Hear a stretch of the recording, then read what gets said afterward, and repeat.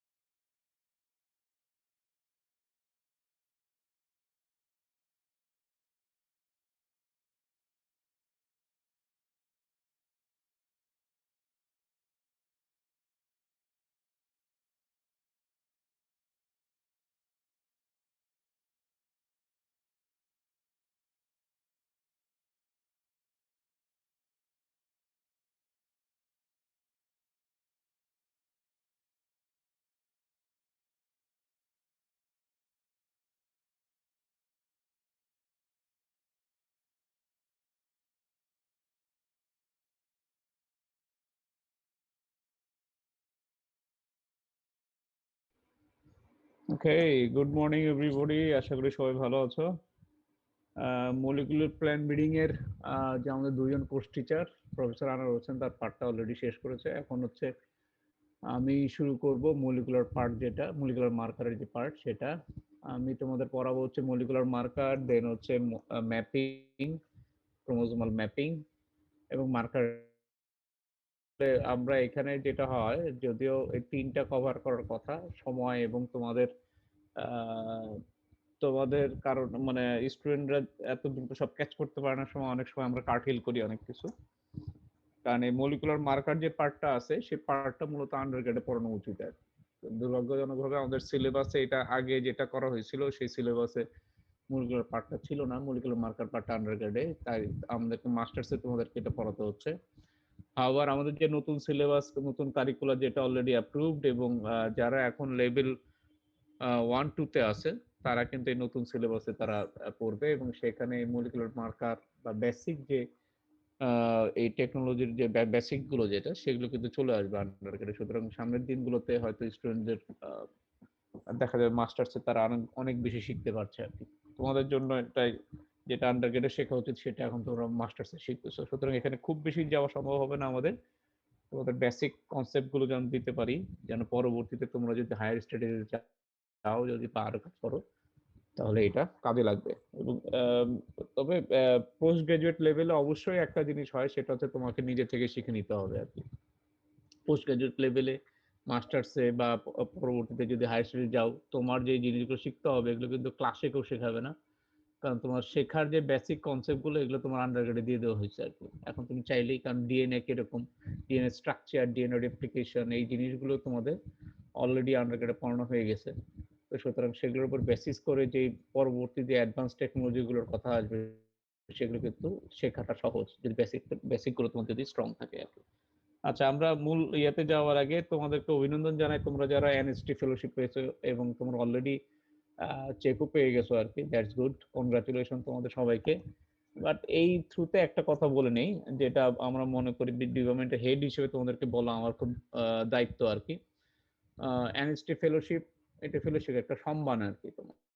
হ্যাঁ, একটা ফেলোশিপ সম্মান, যেটা তুমি অ্যাচিভ করছো জীবনের প্রথমবারের মতো, এমন একটা কিছু অ্যাচিভ করছো যেখানে তোমাকে একটা রিসার্চ প্রপোজাল দিতে হয়েছে, একটা সিনপসিস, একটা গবেষণা, তুমি একটা ইয়াকে আইডিয়া দিতে হয়েছে যে এই কাজটা তুমি করবা। সেটার উপর ভিত্তি করে তোমাকে হচ্ছে একটা ভাইবার থ্রুতে যেতে হয়েছে, ইন্টারভিউ থ্রুতে যেতে হয়েছে তোমাকে, এবং তার উপর ভিত্তি করে ফাইনালি ডিসিশন নেওয়া হয়েছে যে তোমাকে ফেলোশিপ দেওয়া হবে কি হবে না। এটা একটা অবশ্যই বড় অর্জন তোমাদের। যদি একাডেমিক এবং রিসার্চ লাইফের, এটা ধরতে পারে রিসার্চ লাইফের শুরু আর কি। এটা রিসার্চ লাইফের শুরুতে একটা রিকগনিশন যে তোমার যে প্ল্যান তুমি করছো সেটা নিয়ে তুমি আগাতে পারো, এবং সেটার জন্য তোমাকে গভর্নমেন্ট তোমাকে একটা ফেলোশিপ দিচ্ছে আর কি। এই ফেলোশিপের কেউ কেউ এটা তোমার রিসার্চে ইউজ করে, কেউ কেউ করে না। এটা আমাদের এখান থেকে আমরা কোনো ইয়া দিই না। আমরা এটা স্টুডেন্টদেরকেই রাখতে দিই অধিকাংশ ক্ষেত্রে, আনলেস সে যদি নিজের থেকে ইচ্ছা যদি না করে যে এটা আমি ইউজ করব। আমাদের এরকম ডিপার্টমেন্টের মাস্টার্স স্টুডেন্ট বা আমার কাছেও স্টুডেন্ট ছিল যারা এটা সরাসরি তাদের রিসার্চে ইউজ করছে, আবার ম্যাক্সিমামই করেনি। তো এটা নিয়ে আমরা কোনো ধরনের আলাদাভাবে কোনো ধরনের ইয়া দেই না আর কি। এটা স্টুডেন্ট এই ফেলোশিপটা অর্জন করছে, সেটা সে ইউজ করবে। আহ, আমরা সবচেয়ে অধিকাংশ ক্ষেত্রে তাদেরকে উৎসাহ দেই যে তোমরা এটা রাখো, তোমাদের টিচিং এইড গুলো, যেমন ল্যাপটপ না থাকলে ল্যাপটপ কিনো। তোমার ডিগ্রি শেষের পরেই, মাস্টার্স শেষের পরে তোমাদের জব অ্যাপ্লিকেশন গুলোতে প্রচুর টাকা যায়, কারো আইএলটিএস বা ইংলিশ টোফেল জিআর এর জন্য অনেক টাকা যায়, তখন এখান থেকে হেল্প হয়। তো এটা অবশ্যই তোমাদের প্রফেশনাল লাইফ শুরু করার জন্য একটা খুব ভালো একটা প্রণোদনা। দুর্ভাগ্যজনকভাবে আমরা দেখলাম যেটা তোমাদের কেউ কেউ, এবং সেটা দুর্ভাগ্যজনক, জিপিপির একজন মাস্টার্স স্টুডেন্ট সেটা নিয়ে ইয়ে দিচ্ছে যে এটা একটা personal income type, one day income. এত দুর্ভাগ্যজনক এটা। এবং সেটা আবার ওই যেটা বললাম যে এই ডিপার্টমেন্টের মাস্টার্স স্টুডেন্ট, সুতরাং আমার কাছে নানা জায়গা থেকে মেসেজ আসছে যে আপনাদের মাস্টার্স স্টুডেন্ট, সে তো মনে করতেছে এটা পার্সোনাল ইনকাম।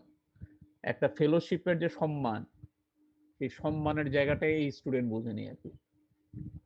এই স্টুডেন্টটা তোমার এটা ওই যে তেল বেচা, পান বেচা, সিগারেট বেচার যে ইনকাম, সেটা আর এটার ইনকাম যে এক না। এটা যে ইনকাম না, এটা একটা ফেলোশিপ। এই যে পার্থক্য করতে পারার যে ন্যূনতম যে একটা থাকার কথা, ইন্টেলেকচুয়াল এবিলিটি থাকার কথা, দুর্ভাগ্যজনকভাবে এই স্টুডেন্টের নাই। মাস্টার্সে তোমরা করতে আসছো, মাস্টার্স আমরা ধরে নিই ইউনিভার্সিটি যে পড়ে এবং যে ইউনিভার্সিটির একটা স্টুডেন্ট যে আন্ডারগ্রেড শেষ করে মাস্টার্সে আসছে, আমরা এক্সপেক্ট করি তার কিছু ইন্টেলেকচুয়াল এবিলিটি তৈরি হবে আরকি। হ্যাঁ? সে পার্থক্য করতে পারবে যে একটা টাকা আমার কাছে আসলে সেই টাকাটা ইনকাম না। হ্যাঁ? একটা রিক্শাওয়ালার কাছে আমি এটা এক্সপেক্ট করতে পারি না। কারণ একটা মাস্টার্সের স্টুডেন্টের কাছে আমি এক্সপেক্ট করতে পারি। সে টাকাটা তার কাছে যেটা আসতেছে সেটার অনুযায়ী সেটাকে সে সম্মান দিতে শিখবে আরকি। ঠিক আছে? তুমি তোমার আত্মীয়-স্বজন মামা বেড়াতে আসছে, আসার পরে তোমার হাতে ৳১,০০০ দিয়ে বলছে ভালো কিছু খাইস। সেইটা ফেলোশিপ না। অ্যান্ড সেইটাকে আর তুমি যদি এই যে এখানে রিসার্চ ফেলোশিপ হিসেবে যেটা পাচ্ছ সেটাকে যদি এক করে ফেলো, তাহলে বলতে হবে ওই যে যেটা বললাম তোমার ইন্টেলেকচুয়াল এবিলিটি বা তোমার গ্রোথ প্রসেস এ সমস্যা আছে। তোমার থিংকিং প্রসেস এ সমস্যা আছে। এটা দ্রুত ঠিক করে নাও তোমাদের মধ্যে যাদের এই কনসেপ্টটা আছে। আবারও বলি দ্যাট ইজ ইউর মানি। তুমি কিভাবে খরচ করবা তুমি জানো, but it is research fellowship. মনে রাখবা যে এইটা ভালো কাজে ইউজ করো, তোমার ক্যারিয়ার ডেভেলপমেন্ট এর জন্য ইউজ করো, সেটা সবচেয়ে ভালো। আর তুমি যদি খেয়ে উড়াও এটাও তোমার ব্যাপার। এটা নিয়ে আমাদের কোনো কথা নেই। বাট অবশ্যই ডোন্ট থিংক যে এটা তোমার ইনকাম। একটা ইনকাম এবং ফেলোশিপ এর মধ্যে পার্থক্য করা শেখা উচিত তোমাদের। আচ্ছা, আমি আমরা চলে যাই, আমাদের টপিকস এ চলে যাই। তো শুনতেছো তো না সবাই? শোনা যাচ্ছে? আসসালামু আলাইকুম স্যার। জি, শোনা যাচ্ছে। ওকে, থ্যাংক ইউ। এই এতক্ষণ যে কথা বললাম এই কথাগুলো খুব জরুরি ছিল। এনশিওর করলাম তোমরা শুনছো আরকি। ওকে, আমরা চলে যাচ্ছি মলিকুলার মার্কারের যে পার্ট গুলো সেটার আমরা টার্মিনোলজি, আ বিভিন্ন বেসিক কনসেপ্ট এবং প্রসিডিউর সম্বন্ধে আমরা আগামী কয়েকটা ক্লাসে আমরা আলোচনা করব। এবং আজকে মূলত টার্মিনোলজি এবং বেসিক একটা প্রসিডিউর সম্বন্ধে আজকে আমাদের আলোচনা হবে। এবং সামনের দিনগুলোতে ধাপে, ধাপে আমরা মলিকুলার মার্কারের যে বিভিন্ন ধরনের মার্কার আছে, ডিএনএ বেসড মার্কার, সেই মার্কারের উপর মার্কার গুলো সম্বন্ধে জানবো। তাদের কনসেপ্ট গুলোকে কিসের উপর ভিত্তি করে সেগুলোকে ডেভেলপ করা হইছে এবং সেগুলোর ইউজ, হ্যাঁ? সেগুলো কিভাবে কি, কি কাজে ইউজ করা হয়, তাদের সুবিধা কি, অসুবিধা কি, কোন, কোন কাজে ইউজ করা যায় সেগুলো নিয়ে আমরা যতটুকু পারি আমাদের আ আমরা জানবো এবং যেটা আমাদের হেল্প করবে পরবর্তীতে আরো আ তোমার অ্যাডভান্স নলেজ এই সম্বন্ধে গ্যাদার করার ক্ষেত্রে হেল্প করবে। ওকে, আমরা শুরু করতেছি। আ এখানে আজকে যেই টার্মিনোলজি গুলো আসবে, সেই টার্মিনোলজি কিন্তু অনেকগুলোই তোমরা জানো। তাহাও কারণ তোমাদের মলিকুলার জেনেটিক্স পড়ানো হয়েছে তোমাদের ইয়াতে। আন্ডার গ্রেডেও তোমাদের কিছু, কিছু এখানে চলে আসছে। আবার আমি রিপিট করব এই কারণে এটা এনশিওর দ্যাট তোমরা এগুলো জানো, যেন পরবর্তীতে যখন আমি এই প্রসেস গুলো সম্বন্ধে আলোচনা করব, তোমাদের জন্য কোনো সমস্যা না হয়। ওকে, অ্যামপ্লিফিকেশন, এটা কমনলি আমরা এই টার্মটা বলি কিসের জন্য উল্লেখ করি? অ্যামপ্লিফিকেশন মানে কি? মানে বিবর্ধিত কোনো কিছু ইনক্রিজ করা, পরিমাণে বৃদ্ধি করা, দ্যাট ইজ অ্যামপ্লিফিকেশন। ঠিক না?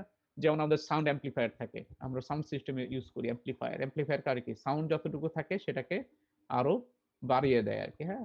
আমার সাউন্ড অ্যামপ্লিফায়ার সাউন্ড সিস্টেমে থাকে। তো অ্যামপ্লিফিকেশন মানে বাড়ানো। কি বাড়ানো? এই যে মলিকুলার বায়োলজি বা মলিকুলার জেনেটিক্স এর এই যে পার্টটা, ল্যাবরেটরি টেকনিক্স এর ক্ষেত্রে অ্যামপ্লিফিকেশন মানে a laboratory method for creating multiple copies of small segments of DNA. যে একটা স্মল সেগমেন্ট অফ ডিএনএ যেটা আমার টার্গেট ডিএনএ, সেই ফ্র্যাগমেন্টটাকে আমি পরিমাণে বাড়ায় দেব। এমন কোন একটা প্রসেসের থ্রুতে সেই প্রসেসটাকে আমরা বলি হচ্ছে কি আ পিসিআর, হ্যাঁ? Polymerase chain reaction. এটা নিয়ে ডিটেইল আমরা আসবো সামনে। এই পলিমারেজ চেইন রিঅ্যাকশন যেটা আ সেইটাতে হচ্ছে আমরা একটা পার্টিকুলার ডিএনএ সেগমেন্টটাকে আমরা কয়েক গুণ বৃদ্ধি করি আরকি। ঠিক আছে? আচ্ছা, আমরা এটা একটু রেকর্ড করে ফেলি এটা। ওকে। আমরা আবারও বলি অ্যামপ্লিফিকেশন কি? পরিমাণে বৃদ্ধি করা। মলিকুলার বায়োলজিতে বা আমাদের এখানে ল্যাবরেটরি টেকনিকের ক্ষেত্রে আমরা বলি অ্যামপ্লিফিকেশন মানে হচ্ছে কোন একটা পার্টিকুলার ডিএনএ সেগমেন্টকে পরিমাণে সংখ্যায় বৃদ্ধি করা আরকি তোমার, হ্যাঁ? এবং এটাকে আমরা পিসিআর, পলিমারেজ চেইন রিঅ্যাকশন নামে একটা প্রসেস ইউজ করি, যেটা থ্রুতে আমরা করি সেটা হচ্ছে একটা পার্টিকুলার ডিএনএ সেগমেন্টকে আমরা পরিমাণে অনেক বাড়াই। ঠিক আছে? এটা অনেক বাড়ার সুবিধা কি? যখন এটা আমরা আইডেন্টিফাই করতে চাই, ডিকটেট করতে চাই একটা পার্টিকুলার সেগমেন্ট অফ ডিএনএ, হ্যাঁ? সেটা যদি আ ওই আ ওই অর্গানিজমের বাকি যে ডিএনএ, আমরা যখন ডিএনএ এক্সট্রাক্ট করি, আমরা তো পুরো ডিএনএটাকে এক্সট্রাক্ট করি। সেখানে একটা পার্টিকুলার পার্টকে যখন আমরা যেটা নিয়ে কাজ করতে চাই, সেটাকে আইডেন্টিফাই করতে চাই, সেটার পরিমাণ এবং বাকি অন্যান্য যে সেগমেন্ট আছে ডিএনএ সবার পরিমাণ কিন্তু একই থাকে। তাহলে আমি যখন পার্টিকুলার তাকে আমি আইডেন্টিফাই করতে যাব সেটা কিন্তু খুব বেশি আ দেখা যাবে না, হ্যাঁ? খুব বেশি আইসোলেট করা যাবে না। খুব বেশি তোমার ডিস্টিংগুইশ করা যাবে না অন্যান্য ডিএনএ সেগমেন্টের তুলনায়। তাই আমার যতটুকু দরকার অতটুকুকেই আমি তোমার কি করি? আমি এমপ্লিফাই করি, বাড়িয়ে নিই। যেন এটা অন্যান্য সেগমেন্টের তুলনায় এটা যেন অবশ্যই বেশি পরিমাণে থাকে এবং সেটাকে ডিস্টিংগুইশ করা সম্ভব হয়। That is amplification. প্রোব আরেকটা টার্ম আসবে। Segment of DNA or RNA used to find a specific sequence of nucleotide in a DNA molecule. Probes may be synthesized in a laboratory with a sequence complementary to the target DNA sequence. Probe মানে কি তাহলে আমরা যদি simply বলি, probe হচ্ছে একটা labelled segment of DNA RNA, ঠিক আছে? used to find a specific sequence of DNA. তাহলে একটা স্পেসিফিক একটা labelled DNA or RNA segment সে হচ্ছে তোমার প্রোব। আর একটা বৈশিষ্ট্য থাকবে কি এটার সিকোয়েন্স আমি জানবো। আমি এটার সিকোয়েন্স জানবো, জানতেও পারি, নাও জানতেও পারি। নরমালি আমরা এটার সিকোয়েন্সটা জানি। তাহলে একটা পার্টিকুলার ডিএনএ সেগমেন্ট এটার যদি সিকোয়েন্স আমি জানি বা আরএনএ সিকোয়েন্স তার সিকোয়েন্স আমি জানি, আমি এটা কি কাজে ইউজ করি? আমি এটা ইউজ করি কোনো একটা অর্গানিজমের থেকে যখন আমি সাপোজ আমি ডিএনএ এক্সট্রাক্ট করলাম, তখন আমি প্রোবটাকে আমি সেখানে দেই, সেই সলিউশনে দেই এবং আমি যে ডিএনএটা এক্সট্রাক্ট করলাম সেটা থাকে ডবল স্ট্যান্ডার্ড থাকে এটা আমরা জানি। তা আমরা ওটাকে কোনো মতো সিঙ্গেল স্ট্যান্ডার্ড পরিণত করি। হ্যাঁ? একটা কেমিক্যাল প্রসিডিউরের মাধ্যমে সিঙ্গেল স্ট্যান্ডার্ড পরিণত করি। করে তারপরে আমরা এই প্রোবটাকে যদি সেখানে আমরা সেই সলিউশনে দেই, তাহলে এই প্রোবটাও থাকে সিঙ্গেল স্ট্যান্ডার্ড। প্রোবটা কোথায় গিয়ে বাইন্ড করবে? আমরা জানি যখনই সিঙ্গেল স্ট্যান্ডার্ড ডিএনএ সেগমেন্ট থাকে সেটা কিন্তু তারা হচ্ছে নিউক্লিওটাইডের ম্যাচিং এটিজিসি এই যে কম্বিনেশনে তারা হচ্ছে ম্যাচ করে। এবং ম্যাচ করার ক্ষেত্রে যে সিরিয়ালটা তারা মেইনটেইন করে, যে প্রোবে যেভাবে এটিজিসির যে সিকোয়েন্স থাকবে, সেই সিকোয়েন্সটা সে যে কমপ্লিমেন্টারি সিকোয়েন্স ওখানে ডিএনএ সলিউশনের মধ্যে যে সিঙ্গেল স্ট্যান্ডার্ড ডিএনএ আছে সেখানে যেখানে পাবে সেখানে গিয়ে ম্যাচ করবে। আবারও বলি, প্রোব হচ্ছে একটা সিকোয়েন্স জানা একটা ছোট ডিএনএ সেগমেন্ট। সেটাকে আমরা ডিএনএ তার সিকোয়েন্স জানি। এটা নরমালি আমরা ল্যাবেও তৈরি করতে পারি অথবা আমরা সেগমেন্ট কেটে এনজাইম দিয়ে কেটে ছোট্ট সেগমেন্ট আমরা রেডি করতে পারি। এটা হচ্ছে প্রোব। এটা কি কাজে ইউজ করি? এটা ইউজ করি যে কোন পার্টিকুলার একটা অর্গানিজমের ডিএনএ তে ওই ডিএনএ সেগমেন্টের কমপ্লিমেন্টারি সিকোয়েন্স আছে কিনা সেটা খুঁজে বের করি। তাহলে যে প্রোবটা একটা যদি জিন হয় তাহলে তার কমপ্লিমেন্টারি সেটা অন্য কোনো যেটা কোনো অর্গানিজমে সেই জিনটা আছে কিনা, সেটার কমপ্লিমেন্টারি সিকোয়েন্স আছে কিনা সেটা খুঁজে বের করতে হেল্প করে। প্রসিডিউরটা কি? আমরা একটা ধরো ধানের আমরা ডিএনএ কালেক্ট করলাম। কালেক্ট করে ডিএনএ গুলো ডবল স্ট্যান্ডার্ড। আমরা এটাকে কি করব? আমরা এটাকে সিঙ্গেল স্ট্যান্ডার্ড করে ফেলবো through a laboratory procedure, chemical procedure অথবা থার্মাল প্রসিডিউরের মাধ্যমে এটাকে আমরা আলাদা করে ফেললাম আরকি। সিঙ্গেল স্ট্যান্ডার্ড করে ফেললাম। এখন এখানে যদি আমি এই যে প্রোব যেটা সিকোয়েন্স জানি আমি ডিএনএ সেগমেন্টের, এটা যদি সলিউশনে ইউজ করি এবং পার্টিকুলার কিছু রিএজেন্ট, কিছু বাফার এখানে থাকবে সো দ্যাট তারা এবং কিছু এনজাইম থাকবে যেন তারা লাইগেট করতে পারে, জোড়া লাগতে পারে। তখন এই প্রোবটা যেটার সিকোয়েন্স আমি জানি সেটা খুঁজে বের করবে এই যে ধানের যে ডিএনএটা আছে, সিঙ্গেল স্ট্যান্ডার্ড ডিএনএ এখানে আছে, কোখানে কোন জায়গায় তার কমপ্লিমেন্টারি সিকোয়েন্স আছে। যেখানে পাবে সেখানে গিয়ে সে এটিজিসির সেই যে কম্বিনেশনটা সেখানে গিয়ে সে ম্যাচ করবে, সেখানে থেকে বাইন্ড করবে আরকি তোমার লাইগেট করবে। যখনই সে বাইন্ড করবে তখন আমরা বলতে পারবো কি এই প্রোবের যে সিকোয়েন্সটা, এই প্রোবের যে কমপ্লিমেন্টারি সিকোয়েন্স এই ধানের এই ডিএনএ তে সেটা আছে। তাহলে এই প্রোব যদি কোনো ডিএনএ কে যদি কোনো জিনকে নির্দেশ করে তাহলে সেই জিনটা ধানের ডিএনএ তে সেটা আছে আরকি। ঠিক আছে? তো এটা হচ্ছে প্রোব। তো প্রোবেট হচ্ছে প্রোব তাহলে হচ্ছে আমরা নরমালি বললাম যে এটা একটা নোন সিকোয়েন্স, স্মল সিকোয়েন্স যেটা দিয়ে আমরা অন্য ডিএনএ আ কমপ্লিমেন্টের ভিতরে আমরা তার কমপ্লিমেন্টারি সিকোয়েন্স বের করি। Flanking, what is flanking? DNA sequence extending on either side of a specific locus or gene. আমরা একটা ডিএনএ স্ট্র্যান্ড যেটা সেটার মধ্যে যদি একটা পার্টিকুলার যে অংশটুকু আমার ইন্টারেস্ট, হ্যাঁ? যে ডিএনএ সেগমেন্ট অংশটুকু, হ্যাঁ? অনেক লম্বা একটা ডিএনএ স্ট্র্যান্ড তার মধ্যে একটা মাঝখানে একটা ছোট্ট অংশটুকু আমার সেগমেন্ট অফ ইন্টারেস্ট কারণটা কি সেটা কোনো একটা পার্টিকুলার জিন হতে পারে। ঠিক আছে? এই যে পার্টিকুলার যে ডিএনএ সেগমেন্ট অল্প একটু যে পোরশন তার ২ পাশের যে অংশটুকু ডান এবং বামে এটাকে বলি আমরা কি ফ্লাঙ্কিং সিকোয়েন্স। ঠিক আছে? তাহলে পার্টিকুলার যে ডিএনএ সেগমেন্ট অফ ইন্টারেস্ট তার দুই পাশে যে অংশটুকু সেটাকে বলবো আমরা প্লাঙ্কিং সিকোয়েন্স, ডানে এবং বামে। 3.5 প্রাইম এটা কি জিনিস? 3.5 প্রাইম হচ্ছে ডিএনএ, আমরা জানি যে রেপ্লিকেশন যে হয় সেটা হয় কিভাবে 3 প্রাইমে 5 প্রাইমে, আবার 5 প্রাইম 3 প্রাইমেও হয়। এইটা তোমাদের জন্য একটা হোমওয়ার্ক দিয়ে দিলাম। নেক্সট ক্লাসে এইটা নিয়ে আমি কোশ্চেন ধরবো তোমাদের।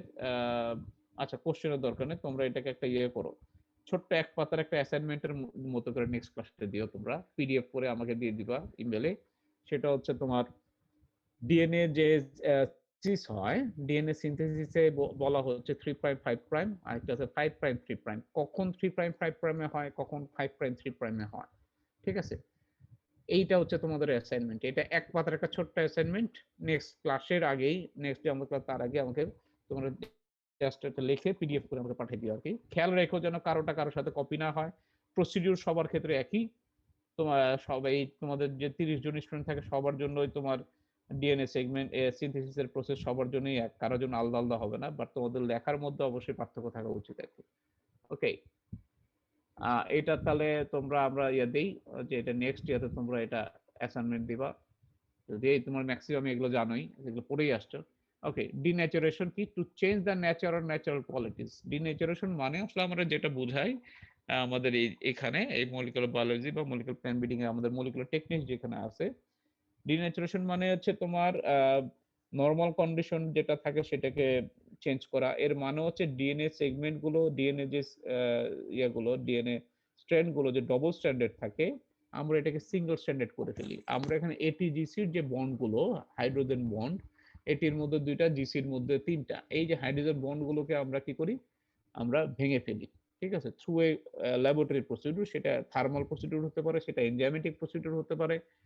তাহলে কি হবে, এই যে তোমার ডবল স্ট্যান্ডার্ড ডিএনএ গুলো সেগুলো কিন্তু সিঙ্গেল স্ট্যান্ডার্ড ডিএনএ তে পরিণত হয়। এটাকে আমরা বলি ডিনেচারেশন। অ্যানিলিং আরেকটা টার্ম, দেখো অ্যানিলিং কি? অ্যানিলিং হচ্ছে তোমার আহ, জোড়া লাগানো। এই সিঙ্গেল স্ট্যান্ডার্ড যে ডিএনএ গুলো, সেগমেন্ট গুলো, হ্যাঁ, ডিএনএ স্ট্র্যান্ড গুলো, সেগুলো যদি জোড়া লাগে, ডবল স্ট্যান্ডার্ড হয়, এই যে তারা যে তোমার হাইড্রোজেন বন্ডের মাধ্যমে তোমার নিউক্লিওটাইডের মধ্যে তাদের যে সিকোয়েন্স, তাদের নিউক্লিওটাইডের মধ্যে তাদের যে হাইড্রোজেন বন্ডের মাধ্যমে তারা যে জোড়া লাগতেছে, এটাকে বলবো আমরা কি? অ্যানিলিং, ঠিক আছে? মোটিভ, মোটিভ কি? Sequence motif are short recurring pattern of DNA that are presumed to have biological function. Motif হচ্ছে একটা ছোট্ট DNA segment, short DNA segment. Recurring মানে কি? রিকারিং প্যাটার্ন ইন ডিএনএ মানে কি? এই প্যাটার্নটা, ছোট্ট মোটিভটা যেটা বারবার ঘুরে ঘুরে আসবে। রিকারিং মানে কি? আবর্তিতায় বারবার ফিরে, বারবার যেটা দেখা যায় আর কি তোমার। তার সাপোজ ধরো একটা ছোট্ট মোটিভ আছে যেখানে তিনটা এ আছে, ধরো এ এ এ সি সি টি টি এরকম একটা সিকোয়েন্স আছে তোমার, ঠিক আছে? ছোট্ট একটা মোটিভ, তারে আমরা বললাম কি, তাহলে কি তিনটা এ একটা টি, এ এ এ এ টি, সাপোজ ধরো এটা একটা মোটিভ। এই ছোট্ট সেগমেন্টটা যদি বারবার দেখা যায়, যে একটা অর্গানিজমের ডিএনএ সেগমেন্টে যদি এটা ঘুরে ঘুরে বারবার দেখা যায় ছোট্ট সেগমেন্টটাকে, এটাকে বলবো আমরা মোটিভ, ঠিক আছে? তাহলে মোটিভ আর প্রোব কিন্তু এক না।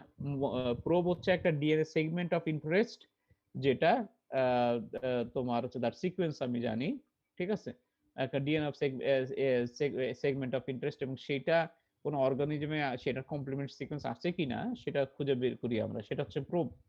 আর মোটিভ কিন্তু টোটালি ডিফারেন্ট জিনিস। মোটিভ হচ্ছে একটা ছোট্ট ডিএনএ সেগমেন্ট, যেটা একটা রিপিটেটিভ নিউক্লিওটাইড থাকে সাধারণত, ওই যে বললাম এ এ এ টি, ঠিক আছে, জিসি জিসি এটি এটি, এই যে ছোটখাটো সেগমেন্ট, এটা তো চারটা নিউক্লিওটাইড থাকতে পারে, তিনটা থাকতে পারে, দুটা থাকতে পারে, সেটা পাঁচটা নিউক্লিওটাইডের একটা সেগমেন্ট হতে পারে, একটা এই যে ছোট্ট যেটা একটা পার্ট যেটা নিউক্লিওটাইডের, এটাকে মোটিভ। কখন মোটিভ বলবো? তখন ওই কোন অর্গানিজমের ডিএনএ তে যখন এটা বারবার রিকারিং অ্যাপিয়ারেন্স যখন দেখা যাবে যে এটা বারবার এটাকে পাওয়া যাচ্ছে আর কি, ওই থ্রুআউট দ্য তার জিনোমে, এটাকে বলবো আমরা হচ্ছে মোটিভ, ঠিক আছে? এটার বায়োলজিক্যাল ফাংশন আমরা ধরে নিই, আমরা এক্সপেক্ট করি এটার একটা বায়োলজিক্যাল ফাংশন আছে, নাও থাকতে পারে আর কি। জেল ইলেকট্রোফোরেসিস, আমরা এটা সম্বন্ধে আজকে প্রসিডিউর ডিটেইল জানবো। সাউদার্ন ব্লটিং, এটাও আমরা আলাদা একটা প্রসিডিউর, একটা শর্ট নোট হিসেবে তোমাদের দেখানো হবে, বিকজ এটা শর্ট নোট বা কোশ্চেন হিসেবে পরীক্ষায় আসে। ডিটেইল প্রসিডিউর জানাবো আমরা। পলিমারেজ চেইন রিঅ্যাকশন সম্বন্ধে আমরা একটু ডিটেইল জানবো। মলিকুলার মার্কার আর ডিএনএ বেসড মার্কার, এটা কি? any template DNA sequence subjected to have better interest or linked with useful trait genes, which can be used to determine the presence of certain traits are called molecular or DNA marker. DNA marker বা molecular marker কি একটা ছোট্ট DNA segment। এটা কেন এটা important?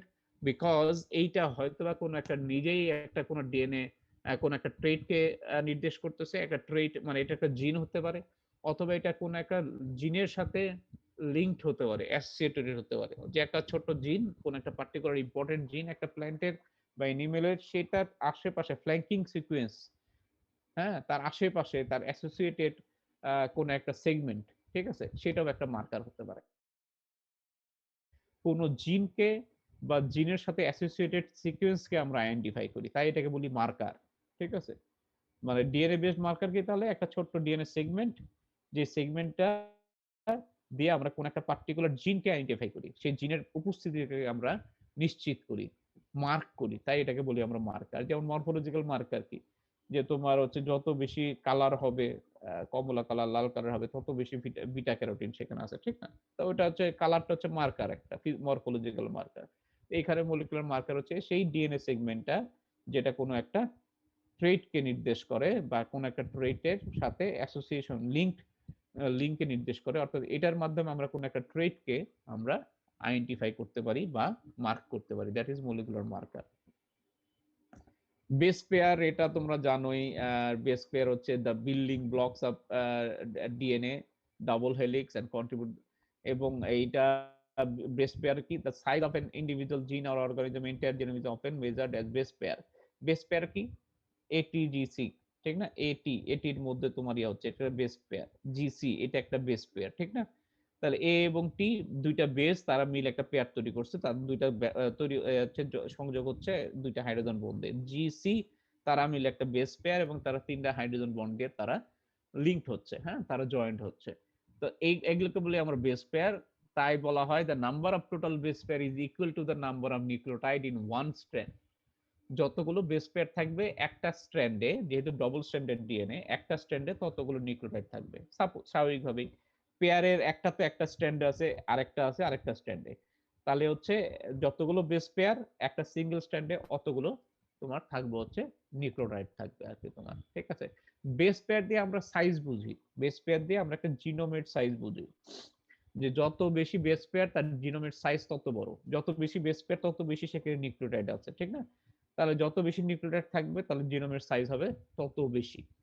যেমন একটা haploid human genome, যে 23টা ক্রোমোজোমের, সেখানে আমরা 3.2 বিলিয়ন বেস পেয়ার আমরা জানি যে সেখানে থাকে, যেটা হচ্ছে তোমার থ্রু হিউম্যান সিকোয়েন্সিং এর মাধ্যমে বের করা হয়েছে। এবং এর মধ্যে বলা হচ্ছে 20,000 থেকে 25,000 হচ্ছে জিন, ঠিক আছে? এত বিলিয়ন বেস পেয়ারের মধ্যে জিন কিন্তু খুব অল্প, এটা তোমরা জানোই। যে আমাদের যে জিনোমে টোটাল এত যে নিউক্লিওটাইড, তার মধ্যে অল্পই হচ্ছে তোমার আসলে জিন, কার্যকর জিন। ম্যাক্সিমামই তো হচ্ছে ননসেন্স সিকোয়েন্স, সেগুলোর ফাংশন আলাদা, সেগুলোর সরাসরি কোনো ফিজিওলজিক্যাল মানে আমাদের কোনো ট্রেট এক্সপ্রেশনের ভূমিকা নেই, বাট তারা হচ্ছে একটা স্ট্রাকচার দেয়, একটা ক্রোমোজোমের একটা স্ট্রাকচার দেয়, জিনগুলোর মধ্যে ডিস্টেন্স তৈরি করে। আদারওয়াইজ জিনগুলো যদি জিনগুলোই যদি জাস্ট ক্রোমোজোম তৈরি করতো, তাহলে সবগুলো একত্র থাকতো এবং একটা একটা ক্যারেক্টারকে প্রভাবিত করতো, তাহলে কিন্তু আমাদের মধ্যে বৈশিষ্ট্যগুলো ঠিকমতো প্রকাশ পেত না। তাহলে এই যে ননসেন্স সিকোয়েন্স গুলো থাকায় কি হয়, জিনগুলো একটা নির্দিষ্ট দূরত্বে থাকে, একজন একজনকে প্রভাবিত সহজে করে না, বা করলেও সেটা মিলে করে এবং করে না। কিন্তু সবাই যদি প্রভাবিত করতে একজন একজনকে, তাহলে কিন্তু আমাদের সকল বৈশিষ্ট্য কিন্তু প্রকাশ পেত না। সুতরাং ননসেন্স সিকোয়েন্সের একটা ফাংশন আছে। A kilobase is the unit of measurement of molecular body equal to 1000 base pair। এটা আমরা জানি, কিলো হবে যখন 1000 হবে। তো বেস পেয়ার দিয়ে আমরা নরমালি একটা অর্গানিজমের ডিএনএ তার জিনোমের সাইজ বুঝি, হ্যাঁ? যত বেশি তার সেখানে ডিএনএ সিকোয়েন্স থাকবে, নিউক্লিওটাইড থাকবে, তত বেশি সিকোয়েন্স আছে, মানে সেটা সাইজ তত বড়, হ্যাঁ, জিনোমটার সাইজ তত বড় আর কি। ওকে, আমরা প্রসিডিউর একটা আজকে যাই, যে লিটারে পড়েছি সেটা আজকে আমরা জানবো। আমি আশা করি তোমরা এটা মলিকুলার জেনেটিক্স এ তোমাদেরকে এটা ডিটেল পড়ানোর কথা। মলিকুলার প্ল্যান্ট ব্রিডিং এ আসলে আমাদের থ্রুআউট দা অনেক বেশি প্রসিডিউরে চলে যাওয়ার কথা, অ্যাপ্লিকেশনে। বাট হাউএভার যেহেতু এই যে বললাম মাস্টার্সে তোমাদের এটা আন্ডারগ্রেডে পড়ানো হয় না, মাস্টার্সে পড়ানো হচ্ছে। আমি এনসিডি করতে যাই, তোমরা জানো। এবং মলিকুলার আরেকটা কোর্সে কি পড়ানো হয়েছে কি হয়নি সেটার উপর আমি ডিপেন্ড করতেছি না, তাই আমি তোমাদেরকে জেল ইলেকট্রোফোরেসিস নিয়ে একটু ডিটেইল আমি আবার এখানে পড়াবো। তোমরা যদি আগে জেনে থাকো তাহলে আজকে তোমাদের হয়তো একটু সুবিধা হবে আর কি। ইলেকট্রোফোরেসিস মানে কি? Electrophoresis literally means carry with the electricity. Electrophoresis তাহলে কি? যে একটা ইলেকট্রিসিটির মধ্যে দিয়ে একটা পরিবাহিত হওয়া, ইলেকট্রিসিটির মধ্যে দিয়ে তোমার হচ্ছে মুভ করা, দ্যাট ইজ হচ্ছে ইলেকট্রোফোরেসিস।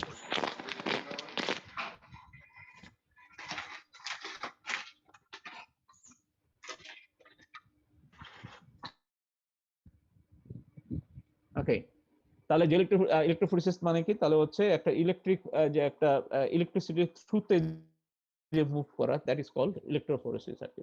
ঠিক আছে। it is a common technique used to use in the analysis of molecular markers in electrophoresis. এখানে কি হয় এটা আমরা দেখি। Gel electrophoresis is a laboratory method used to separate mixture of DNA, RNA and proteins according to their molecular size. আর gel electrophoresis একটা laboratory method যেখানে DNA, RNA বা প্রোটিনকে, এই যে অর্গানিক মলিকুলগুলোকে তাদের যে মলিকুলার সাইজ, এই মলিকুলার সাইজের উপর ভিত্তি করে তাদের মধ্যে তাদেরকে সেপারেট করে। যে ডিএনএ মলিকুল, সাপোজ ধরো একটা ডিএনএ তুমি একটা রাইস থেকে তুমি হচ্ছে ইয়ে করছো আর কি, তোমার ঠিক আছে, আইসোলেট করছো, সেগুলোকে তুমি নির্দিষ্ট মার্কার দিয়ে তুমি সেগুলোকে অ্যামপ্লিফাই করে নিছো আর কি, বিভিন্ন সেগমেন্ট গুলোকে। এটাকে যখন আমরা ডিএনএ তে আমরা যখন জেলে দিব, দেখা যাবে যে যে সেগমেন্ট গুলো অ্যামপ্লিফাই করছি আমরা, তাদের মধ্যে যেটার সাইজ, হ্যাঁ, মানে সাপোজ ধরো একটা নির্দিষ্ট ধানের 4টা জেনোটাইপের আমি ডিএনএ আইসোলেট করলাম, এবং একটা সেই 4টা জেনোটাইপে আমি কি করলাম, যে একই ধরনের মার্কার ইউজ করে আমি কি করলাম, তাদের একটা ওখানে একটা পার্টিকুলার সেগমেন্টকে আমি অ্যামপ্লিফাই করে নিছি। তো এর মানে কিন্তু এই না যে 4টা সেগমেন্টে ওই জিনটা আছেই, বা থাকলেও একই ফর্মে আছে। ঠিক আছে। এই যে পার্টটা আমরা অ্যামপ্লিফাই করে নিছি, সেই পার্টটা তোমার একটা সেগমেন্টে যে ফর্মে আছে, যেই সাইজে আছে একটা জিনোটাইপে, আরেকটা জিনোটাইপে নাও থাকতে পারে। ঠিক আছে। একেবারে নাও থাকতে পারে, বা থাকলেও সেটা একই সাইজের না হতে, সাইজ বেশি হতে পারে, সাইজ কম হতে পারে আর কি। ঠিক আছে। কেন কম বেশি হতে পারে সেটা আমরা সামনের দিকে আলোচনা করবো আরো ডিটেইল।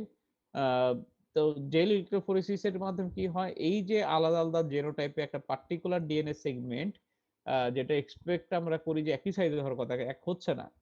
একটা জেনোটাইপে এটা যতটুকু সাইজ হচ্ছে, আরেকটা জেনোটাইপে তার চেয়ে বেশি সাইজ হচ্ছে, আরেকটাতে একবারেই হচ্ছে না। এই যে পার্থক্যগুলো, এটাকে আমরা থ্রু জেল ইলেকট্রোফোরেসিস এর মাধ্যমে বের করে নিতে পারি। কি কারণে? কিভাবে? যখন আমরা এটাকে একটা যে ইলেকট্রিক ফিল্ডের মতো তৈরি করলে কি হয়, যে ডিএনএ সেগমেন্ট গুলোকে আমরা আইসোলেট করতে যাচ্ছি, বা আরএনএ বা প্রোটিনের, সেগুলো কি হয়, অ্যাকর্ডিং টু তার মলিকুলার সাইজ তারা মুভ করে। এবং এখানে স্বাভাবিকভাবেই যে মলিকুল গুলো তোমার ভারী, যে ডিএনএ সেগমেন্ট গুলো ভারী, তারা কি হয়, তারা কম মুভ করে, এবং যারা তোমার হালকা তারা হচ্ছে বেশি মুভ করে আর কি তোমার। ঠিক আছে। অর্থাৎ শর্ট যে মলিকুলার যে ইয়াগুলো আর কি, যাদের যেই ডিএনএ সেগমেন্ট গুলো শর্ট মানে কি, তাদের সেখানে নিউক্লিওটাইড কম, মানে কি তাদের বেস পেয়ার কম, তাদের মলিকুলার সাইজ ছোট। আবারও বলি, যে ডিএনএ সেগমেন্ট গুলো শর্ট, সেখানে নিউক্লিওটাইড কম হওয়া মানে কি, বেস পেয়ার কম মানে কি, সেখানে সিকোয়েন্স কম, মানে হচ্ছে ডিএনএ সেখানে সিকোয়েন্স কম, ছোট্ট মলিকুলার সাইজ ছোট হবে আর কি তোমার। সুতরাং সেগুলো কি হবে, ট্রাভেল করবে বেশি, মুভ করবে বেশি। আর যেগুলো ভারী, স্বাভাবিকভাবে যে ভারী সে মুভ করবে কম, সে বেশি দূর যেতে পারবে না আর কি তোমার। তো জেল ইলেকট্রোফোরেসিস এর মাধ্যমে আমরা তাদের based on their molecular size, আমরা ডিএনএ আলাদা আলাদা জেনোটাইপের, এই যে ডিএনএ পার্টিকুলার কোন একটা ডিএনএ সেগমেন্ট, সেইটার মধ্যে তাদের মধ্যে সাইজ ডিফারেন্স কি আছে, সেগুলোকে আমরা বেসড অন সাইজ আমরা তাদের মধ্যে ডিস্টিংগুইশ করতে পারি, ডিসক্রিমিনেট করতে পারি। আবার প্রসিডিউরটা দেখাবো একটু পরে। In gel electrophoresis, the molecules to be separated are pushed by an electrical field through the gel contains small pore. এই যে জেল আমরা তৈরি করি, একটা জেল তৈরি করি, এখানে এই জেলের মধ্যে ছোট ছোট পোর থাকে, এবং পোরের মধ্যে দিয়ে যে ডিএনএ মলিকুল বা আরএনএ মলিকুল বা প্রোটিন মলিকুল গুলো পাস করে। এবং পাসের ক্ষেত্রে আমরা বলছি স্পিডটা নির্ভর করে তার সাইজের উপরে, যত হালকা তত দ্রুত মুভ করবে, যত ভারী তত আস্তে মুভ করবে আর কি। ঠিক আছে। তো তাহলে স্পিডটা নির্ভর করে হচ্ছে, পুরোটাই আমরা বলবো যে স্পিডটা নির্ভর করে তাদের সাইজের উপর ভিত্তি করে আর কি, মলিকুলার সাইজের উপর ভিত্তি করে। The charge of the molecule decides the direction of the travel through the gel. এখন প্রতিটা মলিকুলের কিন্তু একটা চার্জ আছে, সেটা পজিটিভলি চার্জড হবে অথবা নেগেটিভলি চার্জ হবে। এই চার্জের কাজ কি? চার্জের কাজ হচ্ছে সে কোন দিকে মুভ করবে, তার ডাইরেকশন অফ মুভমেন্ট সেটা নির্ধারিত হয় চার্জের মাধ্যমে। এই যে জেল আমরা যেটা আমরা জেল ইলেকট্রোফোরেসিস বললাম, একটা জেল তৈরি করি, একটা পার্টিকুলার একটা জেল ইলেকট্রোফোরেসিস যে প্রসিডিউর আছে, যে ইনস্টলেশন আছে, সেখানে একদিকে থাকে পজিটিভ চার্জ, আরেক দিকে থাকে হচ্ছে নেগেটিভ চার্জ। তা যেহেতু আমরা জানি যে ডিএনএ আরএনএ এগুলো হচ্ছে নেগেটিভ চার্জ মলিকুল, সুতরাং তারা কি করে, তারা হচ্ছে নেগেটিভ থেকে পজিটিভ দিকে, আমরা জানি অলওয়েজ হচ্ছে বিপরীত দিকে আকর্ষণ করে, আর সম দিকে তোমার হচ্ছে বিকর্ষণ করে। তাহলে এটা কি হয়, যখন এই যে নেগেটিভলি চার্জ মলিকুল গুলো আমরা যখন ডিএনএ গুলোকে আমরা যখন দেই, এগুলো তখন নেগেটিভ থেকে পজিটিভ দিকে যাবে। তাহলে কি হবে, তাহলে আমরা যে জেলটা যে ইনস্টলেশন, নেগেটিভ এক চার্জ একদিকে, একটা পজিটিভ চার্জ, আমরা নেগেটিভের দিকে আমরা কি করব, ডিএনএ লোড করব, এবং এই ডিএনএ মলিকুল গুলো তোমার যাবে হচ্ছে তখন পজিটিভের দিকে দৌড়াবে আর কি, পজিটিভ দিকে দৌড়াবে। এই দৌড়ানোর গতিটা নির্ধারিত হবে কিসের মাধ্যমে, মলিকুলার সাইজের উপর ভিত্তি করে। তাহলে ডাইরেকশন ঠিক করে দিব হচ্ছে, চার্জটা ঠিক করে দিবে কোন দিকে যাবে, আর তোমার কতটুকু যাবে এটা নির্ধারণ করে দিবে হচ্ছে মলিকুলার সাইজ। ঠিক আছে? In electrophoresis of DNA, since all the samples have been same charge, their migration rate is based on solely on size. অর্থাৎ আমরা যখনই ইলেকট্রোফোরেসিস করি ডিএনএ, সবাই তো তোমার একই চার্জ, সবাই নেগেটিভ চার্জ এবং সবার চার্জ একই। সুতরাং এইখানে ডাইরেকশনটা হচ্ছে তোমার ঠিক করে দিল, আর পুরোটাই হচ্ছে মলিকুলার সাইজটা নির্ধারিত করবে কত দূর সেটা যাবে আর কি। এবং আমরা হচ্ছে এখানে ডিএনএ এর সাথে আমরা পার্টিকুলার কোনো রেডিও অ্যাক্টিভ ডাই বা ফ্লোরোসেন্ট ডাই ইউজ করি, কারণটা কি, সে কতটুকু মুভ করতেছে এটা যেন আমরা ভিজিবলি দেখতে পারি। আদারওয়াইজ এটা যে জেলের থ্রুতে যাচ্ছে এটা কিন্তু দেখা যাবে না, বোঝা যাবে না কত দূরে যাচ্ছে। সুতরাং এটা ডিএনএ এর সাথে আমরা কোন একটা ফ্লোরোসেন্ট ডাই বা কোন একটা রেডিও অ্যাক্টিভ ডাই আমরা ইউজ করি, রেডিও অ্যাক্টিভ লেবেল ইউজ করি, এবং যেন এটাকে আমরা যখনই আলট্রাভায়োলেট আলট্রাভায়োলেট যে ইয়েতে আমরা যখন দেখি, হ্যাঁ, তখন সেটা যেন অবশ্যই ভিজিবল হয়, সেটা যেন আমরা দেখি। আমরা একটা জেনারেল ইনস্টলেশন দেখি, একটা জেল ইলেকট্রোফোরেসিসের ইনস্টলেশন কমনলি এই ধরনের, যে এটা একটা সাপোজ আর একটা জেল, এটা একটা ট্যাঙ্ক, জেল ট্যাঙ্কের ভিতরে এই যে ভেতরে যেটা দেখতেছো সেটা হচ্ছে একটা জেলের মধ্যে এগুলো হচ্ছে কাম্প বলি আমরা, বা এই যে জেলের মধ্যে ছোট ছোট এগুলো হচ্ছে তোমার পোরের মতো, ছোট পোর না তো, এগুলো ছোট ছোট তোমার হচ্ছে ক্যাভিটি আর কি। ঠিক আছে? ছোট ছোট স্লটস কন্টেইনিং, এ দেখো লেখা আছে স্লটস কন্টেইনিং ডিএনএ স্যাম্পল, ছোট ছোট ক্যাভিটি, এই ক্যাভিটিতে হচ্ছে আমরা ডিএনএ লোড করে দিই। এটা দেখো এখানে নেগেটিভ, এটা পজিটিভ, যেটা আমি বলছিলাম যে জেল ট্যাঙ্কে এখানে পজিটিভ, এখানে নেগেটিভ চার্জ, আমরা এখানে যে ছোট ছোট স্লট, সেখানে আমরা ডিএনএ দিয়ে দিব। ডিএনএ দিলে কি হবে, তাহলে এই পজিটিভ থেকে নেগেটিভ থেকে পজিটিভ দিকে মুভ করবে, তাহলে ডাইরেকশন আমরা নির্ধারণ হবে তার চার্জের ডাইরেকশন গুলো। আর আমরা এখানে যে ডিএনএ যেগুলো লোড করলাম, তাদের যে মলিকুলার সাইজ, তার উপর ভিত্তি করে সে মুভ করবে, কত দূর যাবে, দ্রুত যাবে, বেশি দূরে আসবে না কাছে থাকবে। এই যে এখানে দেখো, এখানে তাহলে দেখো যে এখানে যেটা আছে সেটার হচ্ছে সাইজ কি বড়, সেটা বেশি দূর ট্রাভেল করতে পারেনি এই ডিএনএ সেগমেন্ট, এটা এখানে এখানে যেটা ছিল সেটা ট্রাভেল করতে পারছে বেশি, এটা আরো বেশি ট্রাভেল করছে। ঠিক আছে? তাহলে একটা ডিএনএ সেগমেন্ট যেটা আছে, এই যে সি হচ্ছে একটা জিনোটাইপকে নির্ধারণ করতেছে, যে এ একটা করতেছে, জি হয়তো একটা জিনোটাইপ বলতেছে। তা এই যে দেখা যাচ্ছে যে এইখানে দেখা যাচ্ছে কি, তোমার ডিএনএ সেগমেন্ট গুলো তোমার তাদের অ্যাকর্ডিং টু মলিকুলার সাইজ তারা মুভ করতেছে। ঠিক আছে? মুভ করার কারণে এটা এখানে যেটা ভারী সেটা তোমার উপরের দিকে থাকবে, আর যেটা হালকা যত সেটা তত বেশি তোমার পজিটিভের দিকে তত বেশি দৌড়াবে আর কি তোমার। ঠিক আছে? ওকে।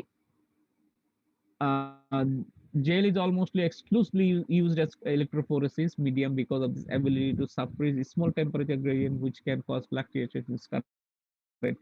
জেল কেন ইউজ করি আমরা, জেল একটা বাফারের মধ্যে থাকে, এই দুইটা মিলে একটা সিস্টেম তৈরি করে, যেটা হচ্ছে একটা কনস্ট্যান্ট একটা টেম্পারেচার মেইনটেইন করে এবং টেম্পারেচার ওঠানামা নিয়ন্ত্রণ করে, কারণ কন্টিনিউয়াস ইলেকট্রিসিটির মধ্যে আছে সেটাতে টেম্পারেচার বাড়ার কথা, বাট এই জেলটা যেটা থাকে, জেল কিন্তু টেম্পারেচার বাড়াতে দেয় না, সেটা একটা টেম্পারেচার গ্রেডিয়েন্ট বা টেম্পারেচার কমানো বাড়ানো সেটাকে রোধ করে আর কি তোমার। ঠিক আছে? এবং ইলেকট্রিক চার্জের একটা নির্দিষ্ট মেইনটেইন করে। সুতরাং এটা এই যে তোমার সলিউশনে এবং জেলের ভেতরে সে ইলেকট্রিক চার্জ এবং একই সাথে টেম্পারেচার দুইটাকে সে কিন্তু একটা মেইনটেইন করে, একটা কনস্ট্যান্ট একটা ইয়ার মধ্যে রাখে আর কি, একই লেভেলে রাখে, তাই আমরা জেল ইউজ করি।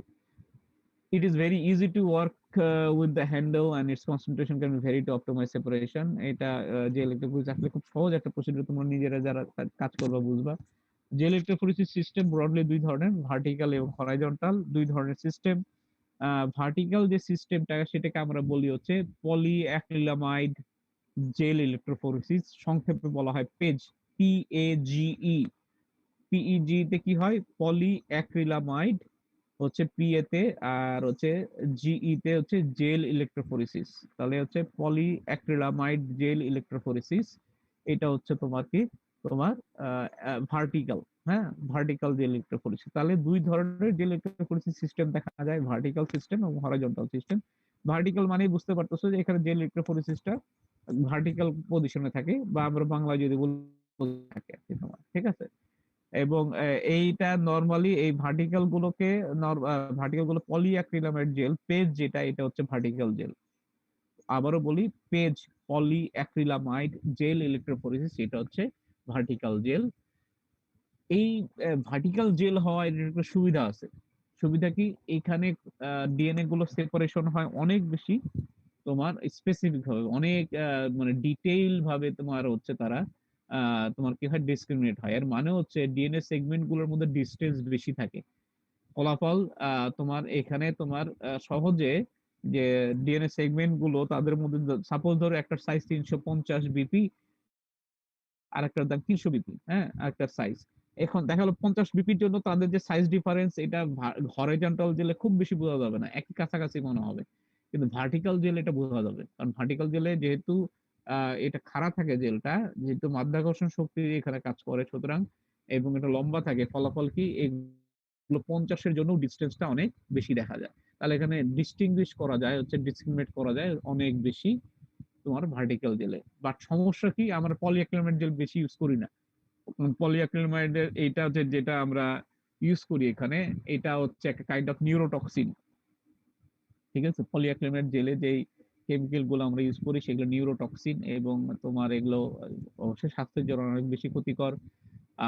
আরেকটা সমস্যা হচ্ছে পলিঅ্যাক্রিলামাইড জেলের, এইটা হচ্ছে তোমার লিক হয়ে যায় দ্রুত। তুমি সিস্টেম হয়তো এটা তুমি 12 ঘন্টার জন্য চালাচ্ছ, দিয়ে গেছো, বিকালে যে পরে সারা চলবে, পরের দিনে সেটা তুমি এটা দেখবা, দেখা গেল যে এটা তোমার লিক হয়ে সব বাফার বের হয়ে চলে গেছে, পুরো সিস্টেম তোমার নষ্ট হয়ে গেছে, তোমার যত যা কষ্ট করছিল আবার নতুন করে তৈরি করতে হবে আর কি।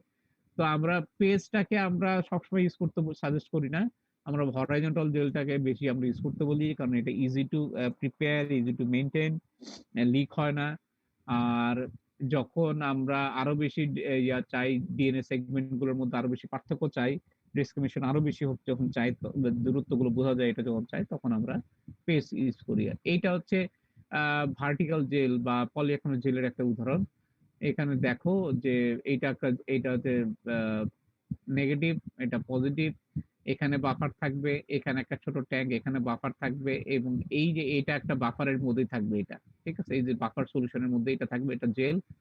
এই এখানে আমরা হচ্ছে তোমার উপর থেকে জেল লোড করবো, সরি ডিএনএ লোড করবো আমরা এখানে।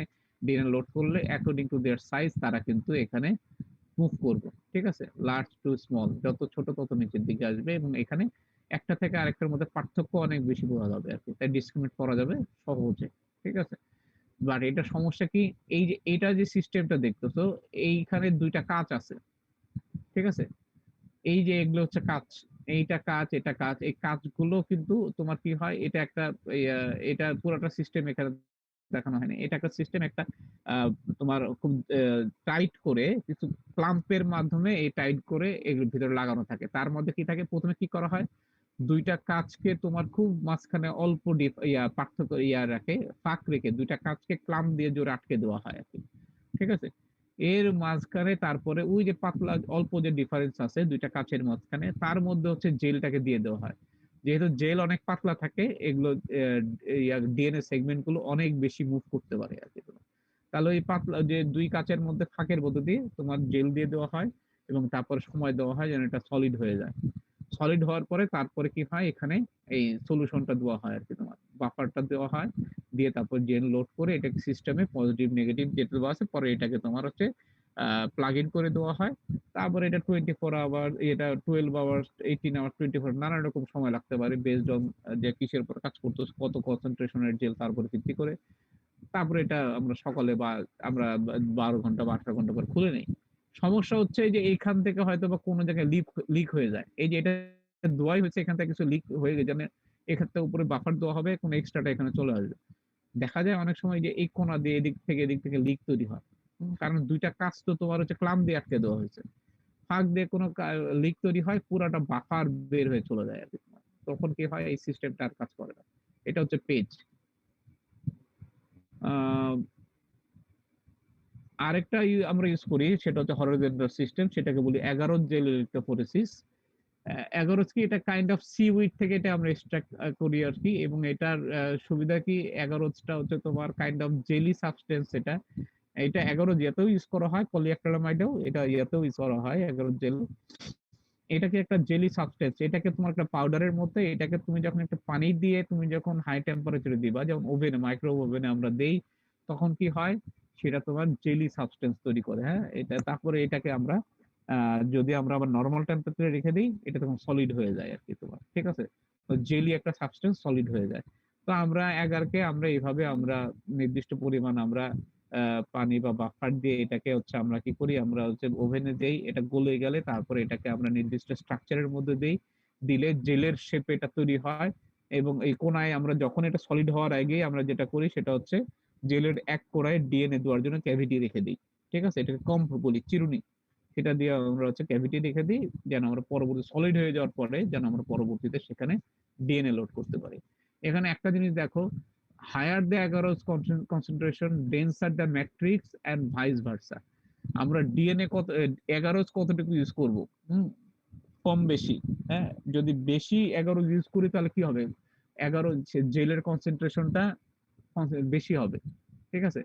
এটার থ্রুতে স্মল ফ্র্যাগমেন্ট গুলো খুব সহজে পাস করতে পারবে। কারণ হচ্ছে জেলের কনসিস্টেন্সি বেশি এখানে, তাহলে পোর্ট সাইজ গুলো ছোট। তাহলে এখান থেকে স্মল ফ্র্যাগমেন্ট গুলো সহজে বের হয়ে আসতে পারবে। কিন্তু সেখানে যদি আমি ধরে নিই না, ডিএনএ সেগমেন্ট গুলো এখানে বড়, বড় থাকার চান্স বেশি, সেখানে কিন্তু আমরা বেশি কনসেনট্রেশন এর জেল কিন্তু আমরা ইউজ করব না। কম কনসেনট্রেশন এর জেল ইউজ করব। কারণটা কি? কারণ যদি বেশি কনসেনট্রেশনের ডিএনএ যে আমরা যদি জেল ইউজ করি, তাহলে সেখানে কিন্তু পোর্ট সাইজ ছোট হওয়ায় বড়গুলো কিন্তু ঠিকমতো মুভ করবে না, বড় সেগমেন্ট গুলো। সুতরাং আমরা কোন কনসেনট্রেশনের ডিএনএ আমরা জেল ইউজ করব, সেটা নির্ভর করে হচ্ছে সেখানে স্মল ফ্র্যাগমেন্ট এক্সপেক্ট করতেছি নাকি বিগ সেগমেন্ট আমরা এক্সপেক্ট করতেছি। তো যদি আমরা স্মল ফ্র্যাগমেন্ট এক্সপেক্ট করি বেশি, তাহলে আমরা হচ্ছে কনসেনট্রেশন বেশি দিব। যদি আমরা যদি বড় সেগমেন্ট এক্সপেক্ট করি, তাহলে আমরা কনসেনট্রেশনটা কম দিব, যেন পোর্ট সাইজ একটু বড় হয়, যেন সহজে মুভ করতে পারে। এটা হচ্ছে একটা হরাইজন্টাল জেল ইলেক্ট্রোফোরেসিস সিস্টেম। এখানে দেখো যে এটা হচ্ছে জেল। এখানে আমরা হচ্ছে এই যে করণের কাম্ব বা চিরুনির মতো একটা স্ট্রাকচার, এখানে যখন আমরা ডিএনএটাকে এই জেলটাকে আমরা যখন ঢালছি একটা ছোট কেসের মধ্যে, বক্সের ইয়ার মধ্যে ছোট একটা জেলের একটা তোমার ছোট ফ্রেমের মতো থাকে, তার মধ্যে আমরা এই কম্পগুলো দিয়ে দেই, যেন এই ক্যাভিটি গুলো তৈরি হয়, স্লট গুলো তৈরি হয়। এটা তারপরে হচ্ছে একটা এই যে তোমার ইলেকট্রোফোরেসিস সিস্টেম, সেই সিস্টেমে এটাকে আমরা দিয়ে দেই। এইখানে থাকে বাফার থাকে, বাফারের মধ্যে এটা ডুবানো থাকে। এর মধ্যে হচ্ছে আমরা তারপরে ডিএনএ গুলো লোড করি। লোড করে তারপর সেগুলো তোমার according to their molecular size সেগুলো তারপর সেগুলো মুভ করতে থাকে আরকি তোমার। পুরোটাই সলিউশনের মধ্যে থাকে।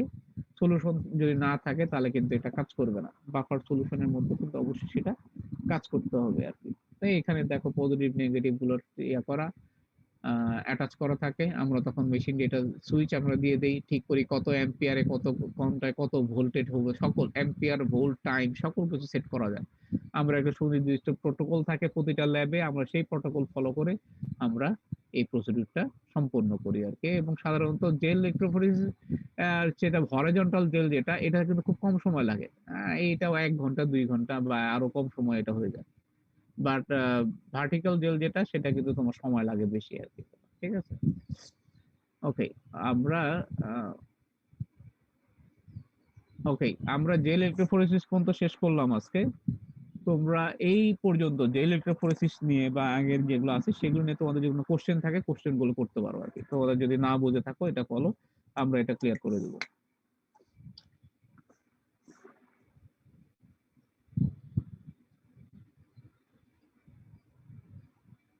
কোশ্চেন নেই? স্যার আমার একটা কোশ্চেন আছে স্যার। হ্যাঁ বলো। স্যার চিনতে পারছেন স্যার, আমি পিএইচডি স্টুডেন্ট বিষ্ণুপদ। হ্যাঁ বিষ্ণু বলো।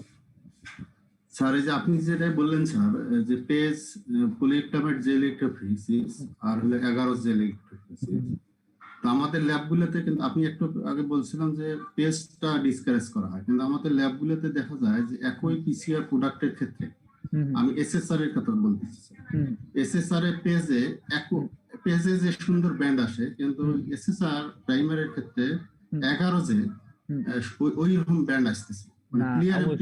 হ্যাঁ হ্যাঁ হ্যাঁ হ্যাঁ রাইট, ঠিকই আছে। বিষ্ণু তুমি কাজ করছো, তোমার ল্যাবে কাজ করছো, তোমার হচ্ছে প্র্যাকটিক্যাল অভিজ্ঞতা আছে, অন্যদের নাই। তুমি জিনিসটা খুব ভালো দেখছো যে পেজে তোমার হচ্ছে রেজুলেশন খুব সুন্দর থাকে, ঠিক না? পার্থক্যগুলো খুব সুন্দর বোঝা যায় আর কি। কারণটা কি? কারণ পেজে হচ্ছে ভার্টিক্যাল জেল হয়, এটাতে একটা কাজ করে, এখানে একটা মাধ্যাকর্ষণ কাজ করে। হ্যাঁ, আর ভার্টিক্যাল জেল হয় কি হয়, জেলটা হচ্ছে তোমার খুব কিন্তু পাতলা। খেয়াল করে দেখো যে হরিজন্টাল জেলে যতটুকু মোটা থাকে, হ্যাঁ, এই ভার্টিক্যাল জেল পেজে কিন্তু জেলটা খুবই পাতলা থাকে, দুটা কাচের মাঝখানে, ঠিক না? ফলাফল কি হয়? এইটা হচ্ছে পাতলা থাকায় তোমার মুভ করতে পারে বেশি। ফলাফল যে ব্যান্ড গুলো ওই 50-এর যে বিপি তারও পার্থক্যের জন্য ডিফারেন্সটা অনেক ভালো দেখা যায়। 100 বা 50-এর যে বিপি যে পার্থক্য দুই সেগমেন্টের মধ্যে, এটা কিন্তু 11 জেল ভার্টিক্যাল হরিজন্টাল জেলে কিন্তু এত বোঝা যায় না, খুব কাছাকাছি থাকে। হ্যাঁ, অনেক সময় দেখা যায় প্রায় একই রকমই দেখা যায়। বাট এইটা যেহেতু ভার্টিক্যাল একটু লম্বা এবং কাজ করে, এখানে মাধ্যাকর্ষণ শক্তিও কাজ করে, তাই এখানে বোঝা যায় বেশি। ল্যাবে তোমাদের ল্যাবে পেজে ইউজ করে সেটা তো খুবই ভালো কথা, কারণ এটা মানে হচ্ছে পেজ ইউজ করা বেস্ট। আমরা সাজেস্ট করি না দুটা কারণে, একটা নিউরোটক্সিন এটা থাকে, মানে নরমালি একজন যখন ইনিশিয়াল কাজ করে, প্রিলিমিনারি কাজ করে আর কি, হ্যাঁ, বেসিক যে ওকে এই সেগমেন্ট গুলো এটা আছে কি নাই। সাপোজ ধরো একটা পার্টিকুলার সেগমেন্ট তোমরা অ্যামপ্লিফাই করছে, মানে ওই পার্টিকুলার জিনটা আছে, এইটা যখন নিশ্চিত হই আমরা, তখন আমরা পেজে যেতে বলি যে ওকে এখন আরো স্পেসিফিক তার সাইজটা খুঁজে বের করো, তখন যাও। যদি সাপোজ ধরো সেটা অ্যাপ্লিকেশনই নাই, এটা অ্যাপ্লিকেশন হয়নি, ওই ডিএনএ সেগমেন্টটা নাই, তাহলে পেজে যাওয়ার দরকার নেই। পেজ কিন্তু তোমার এই পেজ বা ভার্টিক্যাল জেল যেটা, সেটা কিন্তু হরিজন্টাল জেলের চেয়ে এক্সপেন্সিভ বেশি মেইনটেইন করা, ঠিক আছে? তুলনামূলক কেমিক্যাল গুলো সবকিছু গুলো তুলনামূলক দাম বেশি। তাই আমরা বলি যে আগে তুমি জেল একটু ভার্টিক্যাল হরিজন্টালটা করো, যদি দেখো হ্যাঁ এটা আছে, অ্যাম্পলিফিকেশন এটা পাওয়া যাচ্ছে আর কি, প্রেজেন্স আছে, দেন তুমি পেজে যাও, সো দ্যাট তোমার সাইজটা আরো ভালো মতো বোঝা যায়, ঠিক আছে? এটাই আর কি। ঠিকই বলছেন স্যার। ওইটা আপনি যেটা বলছেন ডিসকারেজ করছেন, কিন্তু এটা কিন্তু অনেক পরিশ্রম স্যার, ওই পেজটা বানাইতে কিন্তু অনেক পরিশ্রম হয়, এবং ওটা স্যার অনেক পরিশ্রম হয় এবং কার্সিনোজেনিক এপিএসটি দুইটাই থাকে, যার কারণে এটা কিন্তু আমরা যখন এটা পেজটা বানাই অনেক কষ্ট করে, এবং তোমার দেখা যায় সারা রাত চলার পরে লিক হয়ে গেছে আর কি, তোমার সব বের হয়ে চলে গেছে। ওটা আরো একটা সমস্যা আছে, দুইটা গ্লাস প্লেটের ফাঁসে যদি ওই এজিগুলা ঠিক মতো না বসে, তাহলে কিন্তু লিকুইডটা বের হয়ে যায়। এটার ক্ষেত্রে নরমালি যেমন ধর আমার অভিজ্ঞতা যেটা, সেটা হচ্ছে আমরা যেটা করতাম, দুইটা গ্লাস প্লেটের মাঝখান যেটা হলো আর কি, এরপর হচ্ছে গ্লাস প্লেটের সাইড দিয়ে নরমাল যে 11 আছে না, নরমাল যে 11 যে এইটা তোমার হচ্ছে তৈরি করে একটু তোমার ওভেনে দিয়ে একটু লিকুইড বানিয়ে বা এইটা বা সেমি সলিড তৈরি করে, এইটা হচ্ছে তোমার কাচের চারপাশ দিয়ে হচ্ছে তোমার দিয়ে দেওয়া, দিয়ে দিলে কি হয় যে লিক গুলো যদি থাকে, কারণ আগে বাফার দিলে বোঝা যায় কোথায় তোমার লিক হতে পারে, তখন ওই জায়গাগুলো যদি সিল করে দেওয়া যায় তাহলে হচ্ছে তোমার এটা অ্যাভয়েড করা যায়। বাট এটা তৈরি করা পরিশ্রম বেশি, দাম বেশি, বাট অবশ্যই সেই জন্য রেজাল্টও দেয় খুব ভালো আছে তোমার। রেজাল্ট ভালো দেয়, তবে 11 খুব ভালো যদি ব্যান্ড পাওয়া যায় স্যার, ব্যান্ড পাওয়া যায়, হ্যাঁ, মানে ইনিশিয়াল কাজের জন্য 11 খুব ভালো, খুব মানে তুমি দেখলা আছে কি না এটা বোঝা যাবে আর কি তোমার, এবং পরিশ্রমও কম, অল্পতে হয়ে যায়, অল্পতে হয়ে যায়। Thank you sir. এবং আজকে যে টপিকটা সিলেক্ট করছেন এটা খুব ছাত্রদের জন্য খুব ইম্পর্টেন্ট স্যার, কারণ এইটাই অ্যাপ্লাইড রিসার্চ এবং এইটাই কিন্তু আলটিমেটলি রিসার্চ ইনস্টিটিউট ল্যাবরেটরিতে তোমার বেসিক এগুলোই লাগে, ঠিক না? এগুলোই হলো ইম্পর্টেন্ট।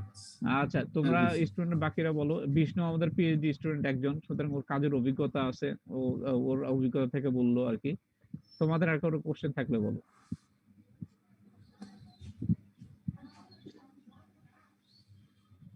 নাই কোশ্চেন না থাকার মানে জানো তো দুইটা, একটা তো কিছু বুঝো না, একটা তো সব বুঝে গেছো আর কি।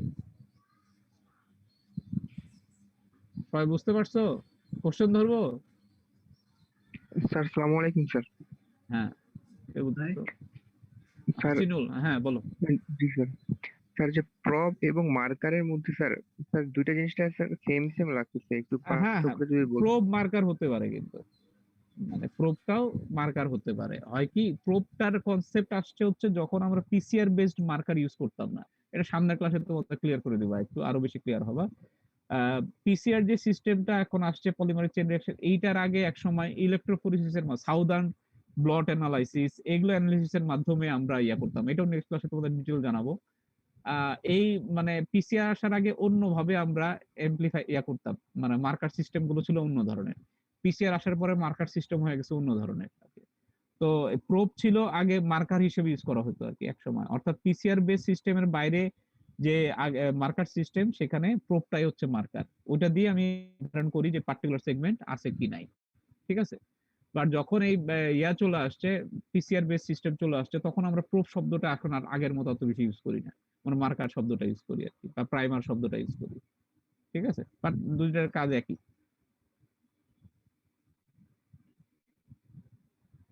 ওকে, আর কারো কোনো কোশ্চেন? হাসান, তুমি ক্লিয়ার তো নাকি হাসানুল? জি স্যার, ক্লিয়ার। ওকে, আর কারো কোনো কোশ্চেন?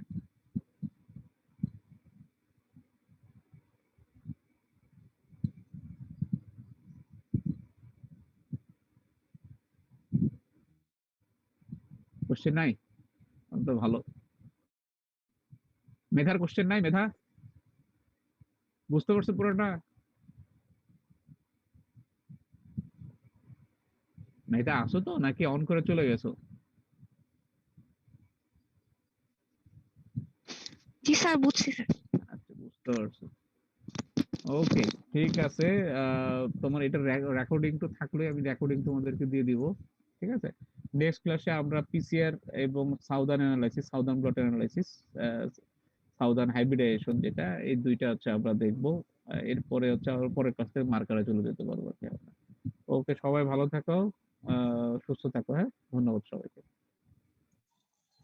আসসালামু আলাইকুম। আসসালামু আলাইকুম স্যার। ওয়ালাইকুম আসসালাম।